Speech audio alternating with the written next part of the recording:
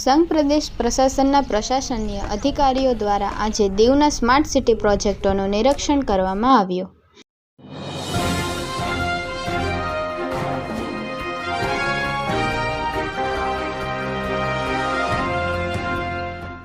દીવને smart સિટીમાં સામેલ કર્યા બાદ દીવ સ્માર્ટ સિટી અંતર્ગત અનેક વિવિધ પ્રોજેક્ટોનું કામ ચાલી રહ્યું છે. જે સંદર્ભે આજે દીવ કલેક્ટર શ્રીમતી સલોની રાય, દાદરા નગર હવેલી, દમણ અને દીવ ટુરિઝમ સચિવ તપસ્યા સિંઘ, ડેપ્યુટી કલેક્ટર હરમિંદરસિંહ દ્વારા તેજ ગતિથી ચાલી રહેલ પ્રોજેક્ટોનું નિરીક્ષણ કર્યું હતું. દીવને જ્યારથી સ્માર્ટ સિટીના દરજ્જો મળ્યો છે ત્યારથી અનેક વિકાસીય કાર્યો થઈ રહ્યા છે. દીવના પર્યટન સ્થળોનો સૌંદર્યકરણ અને વિકાસ કરવામાં આવી રહ્યો છે, જેથી દીવમાં વધુને વધુ પર્યટકો આવી દીવની સુંદરતા નિહાળી શકે અને દીવ દેશ વિદેશમાં પર્યટન ક્ષેત્રે નામના મેળવી શકે.